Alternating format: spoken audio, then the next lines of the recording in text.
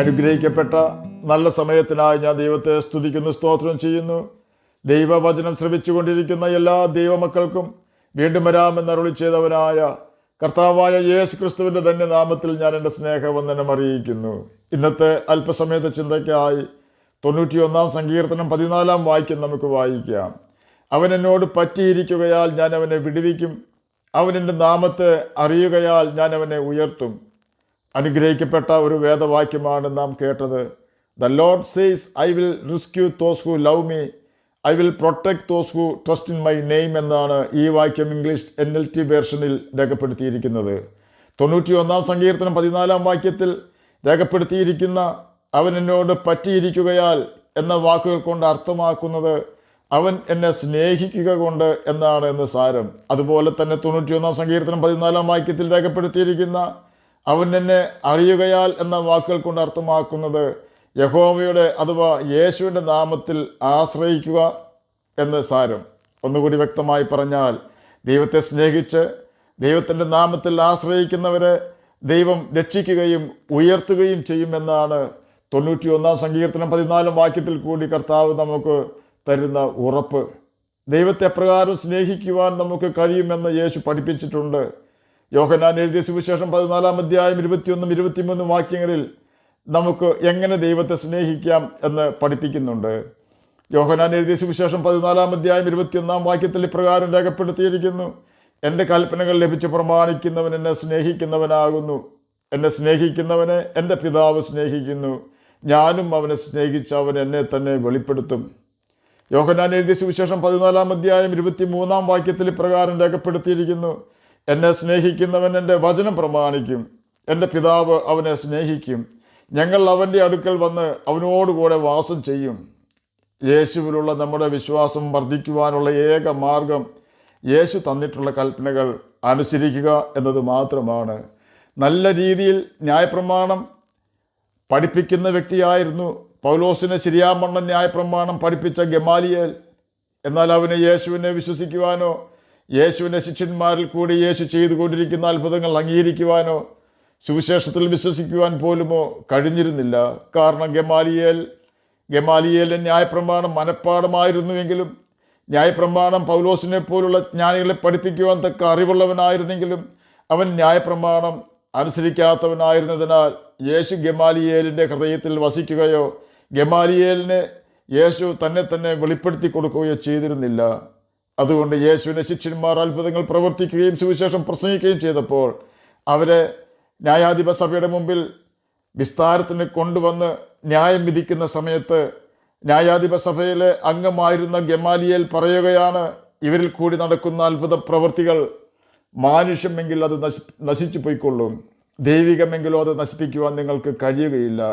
അപ്പോസ്തല പ്രവൃത്തികൾ 5 അധ്യായം 34 മുതൽ 40 വരെയുള്ള വാക്യങ്ങളിൽ ഇതിനെക്കുറിച്ച് രേഖപ്പെടുത്തിയിരിക്കുന്നു. ഗമാലിയേലിന് യേശു ആരെന്നോ, യേശുവിൻ്റെ നാമത്തിൽ നടക്കുന്ന സുവിശേഷം എന്താണെന്നോ, യേശുവിൻ്റെ നാമത്തിൽ നടക്കുന്ന അത്ഭുതങ്ങൾ ദൈവികമോ മാനുഷികമോ എന്ന് പോലുമോ അറിയില്ലായിരുന്നു. കാരണം അവൻ ജ്ഞാനിയും ന്യായപ്രമാണം പഠിച്ചവനും പഠിപ്പിക്കുന്നവനും ന്യായാധിപ സഭയിലെ അംഗവും നല്ല പരീക്ഷനുമൊക്കെ ആയിരുന്നു. എന്നാൽ അവൻ പ്രമാണം അനുസരിക്കുന്നവനല്ലായിരുന്നു. അതുകൊണ്ട് തന്നെ യേശു യാതൊന്നും താൻ ആരാണെന്ന് പോലും ഗമാലിയേലിനെ വെളിപ്പെടുത്തി കൊടുത്തില്ല.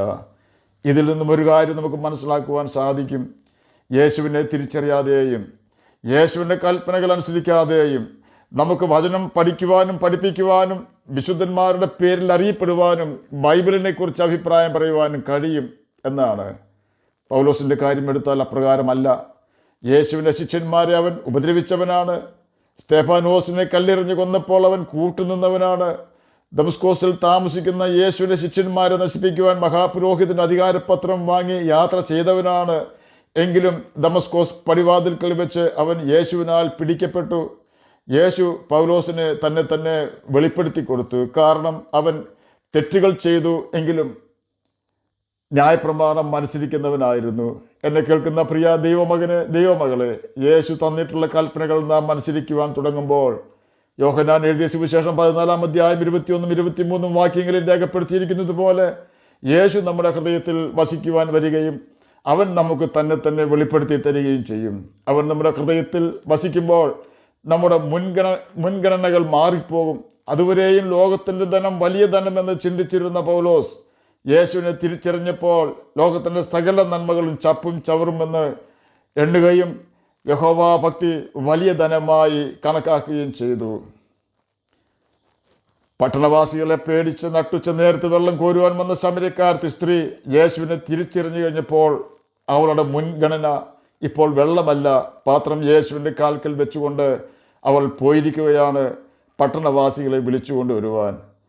വലിയ തിയോളജിയൊന്നും ശമര്യക്കാരത്തി സഹോദരിക്ക് അറിയില്ല. അവൾ ഒരു കാര്യം പറഞ്ഞു, ഞാൻ ചെയ്തതൊക്കെയും എന്നോട് പറഞ്ഞവനെ വന്ന് കാണീൻ എന്നാണ് അവൾ പറഞ്ഞത്. യോഹന്നാൻ എഴുതിയ സുവിശേഷം 4-ാം അധ്യായം 27 മുതൽ 39 വരെയുള്ള വാക്യങ്ങളിൽ ഇതിനെക്കുറിച്ച് വ്യക്തമാക്കിയിരിക്കുന്നു. യോഹന്നാൻ എഴുതിയ സുവിശേഷം 14-ാം അധ്യായം 39-ാം വാക്യത്തിൽ ഇപ്രകാരം രേഖപ്പെടുത്തിയിരിക്കുന്നു, ഞാൻ ചെയ്തതൊക്കെയും അവൻ എന്നോട് പറഞ്ഞുവെന്ന് സ്ത്രീ സാക്ഷ്യം പറഞ്ഞ വാക്ക് നിമിത്തം ആ പട്ടണത്തിലെ പല ശമര്യരും അവനിൽ വിശ്വസിച്ചു. വെള്ളത്തിന് വന്ന ശമര്യ സഹോദരി യേശുവിന് മുമ്പിൽ പാത്രം വെച്ചുകൊണ്ടാണ് ജനത്തെ വിളിക്കുവാൻ പോയത്. അതെ, ആ സഹോദരിയുടെ ഏറ്റവും വലിയ ആവശ്യമായ വെള്ളം അവൾക്കൊരു പ്രധാന കാര്യമല്ലാതായി.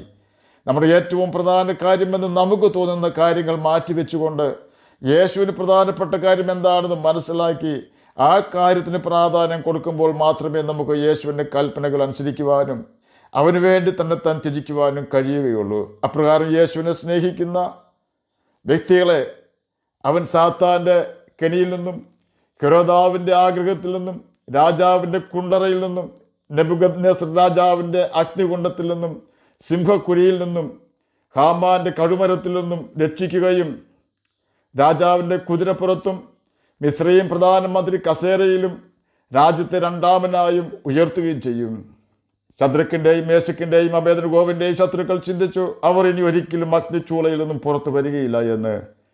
എന്നാൽ അഗ്നികുണ്ഡത്തിന് അവരെ തൊടുവാൻ പോലും കഴിഞ്ഞില്ല എന്ന് തന്നെയുമല്ല, ന്യായപ്രമാണത്തിലെ യഹോവയായ ദൈവത്തെ നേരിൽ കാണുവാനും അവൻ്റെ രക്ഷയെ ആസ്വദിക്കുവാനും അവർക്ക് കഴിഞ്ഞു. അതെ, ജീവിതത്തിൽ നാം നേരിടുന്ന നമ്മുടെ സങ്കട സാഹചര്യങ്ങളിലാണ് നമ്മുടെ കർത്താവിൻ്റെ കരുണയുടെ തലോടൽ നമുക്ക് ഏറ്റുവാങ്ങുവാൻ സാധിക്കുന്നത്. അതുകൊണ്ട് നമുക്ക് യേശുവിൽ ശരണപ്പെടാം, അവൻ്റെ നാമത്തിൽ ആശ്രയിക്കുകയും അവൻ്റെ കൽപ്പനകൾ അനുസരിച്ചുകൊണ്ട് അവനെ സ്നേഹിക്കുകയും ചെയ്യാം. അവൻ്റെ കൽപ്പനകൾ ഏതെല്ലാം ആകുന്നുവെന്ന് ചുരുക്കമായി ഞാനിവിടെ പ്രസ്താവിക്കുകയാണ്. മീഖാപ്രവചനം 7-ാം അധ്യായം 5-ാം വാക്യത്തിൻ്റെ ആദ്യഭാഗത്ത് കൂട്ടുകാരനെ വിശ്വസിക്കരുതെന്ന് രേഖപ്പെടുത്തിയിരിക്കുന്നു. പുറപ്പാട് പുസ്തകം 20-ാം അധ്യായം 4-ാം വാക്യത്തിൽ ഒരു വിഗ്രഹം ഉണ്ടാക്കരുത്, ഒരു പ്രതിമയുണ്ടാക്കരുത് എന്ന് രേഖപ്പെടുത്തിയിരിക്കുന്നു. കാരണം അക്ഷയനാ ദൈവത്തിൻ്റെ തേജസ്സിന് ക്ഷയമുള്ള മനുഷ്യൻ, പക്ഷി, നാൽക്കാലി, ഇടജാതി എന്നിവയുടെ രൂപമായി മാറ്റാതിരിക്കുവാനാണ് എന്ന് റോമർക്ക് എഴുതിയ ലേഖനം 1-ാം അധ്യായം 23-ാം വാക്യത്തിൽ ദൈവാത്മാവ് നമ്മെ പഠിപ്പിക്കുന്നു.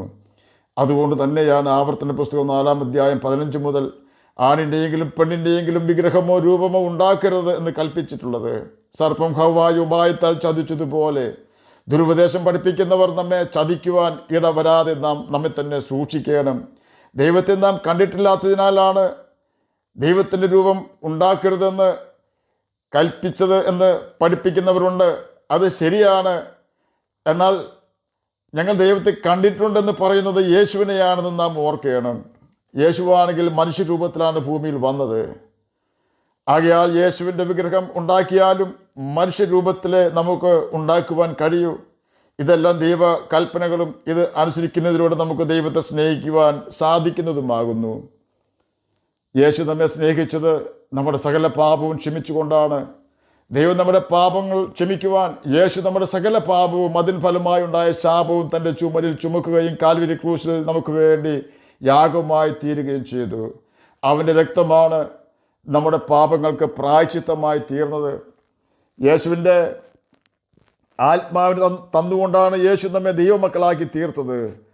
ആകയാൽ സകല മനുഷ്യരുടെ തെറ്റുകൾ ക്ഷമിച്ച് നമുക്ക് സകല മനുഷ്യരോടും കരുണ കാണിക്കാം. കരുണ കാണിക്കാത്തവന് കരുണയില്ലാത്ത ന്യായവിധി ഉണ്ടാകുമെന്ന് ബൈബിൾ നമ്മെ പഠിപ്പിക്കുന്നു. കരുണ ന്യായവിധിയെ ജയിച്ച് പ്രശംസിക്കുമെന്നത് ദൈവിക വാഗ്ദാനമാണ്. അതുപോലെ തന്നെ നമ്മുടെ സ്വർഗീയ പിതാവ് സൽഗുണപൂർണനായിരിക്കുന്നത് പോലെ നമുക്കും സൽഗുണപൂർണരായി തീരുകയും യേശുവിൻ്റെ കൽപ്പനകൾ അനുസരിച്ചുകൊണ്ട് നിത്യജീവൻ അവകാശികളായി തീരുകയും ചെയ്യാം. അതിന് കർത്താവ് നമ്മെ സഹായിക്കട്ടെ എന്ന് പ്രാർത്ഥിച്ചുകൊണ്ട് ഞാൻ എൻ്റെ വാക്കുകളിൽ നിന്ന് വിരമിക്കുന്നു. നമുക്ക് പ്രാർത്ഥിക്കാം. ഞങ്ങളെ സ്നേഹിക്കുന്ന സ്വർഗീയ പിതാവേ, നല്ല വചനത്തിനായി അങ്ങയെ സ്തുതിക്കുന്നു, സ്തോത്രം ചെയ്യുന്നു. എന്നെ കേൾക്കുന്ന ഏതെങ്കിലും പ്രിയപ്പെട്ടവർ സമാധാനമില്ലാതെ കഷ്ടപ്പെടുന്നുവെങ്കിൽ അങ്ങ് അവർക്ക് സമാധാനം കൊടുക്കണമേ. അങ്ങയെ തിരിച്ചറിയാത്ത പ്രിയപ്പെട്ടവർക്ക് അങ്ങയെ തിരിച്ചറിയുവാൻ വേണ്ട കൃപ കൊടുക്കണമേ. രോഗത്താൽ ഭാരപ്പെടുന്നവർക്ക് രോഗസൗഖ്യം കൊടുക്കണമേ. പഠിക്കുന്ന കുഞ്ഞുങ്ങൾക്ക് പഠിക്കുവാനുള്ള ബുദ്ധിയും ജ്ഞാനവും ഓർമ്മശക്തിയും കൊടുക്കണമേ.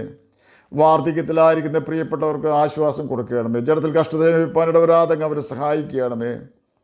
പ്രാർത്ഥന കേട്ടതിനായി സ്തോത്രം, യേശുവിൻ്റെ നാമത്തിൽ തന്നെ ആമേൻ. കർത്താവ് എല്ലാവരെയും അനുഗ്രഹിക്കട്ടെ. സ്തോത്രം.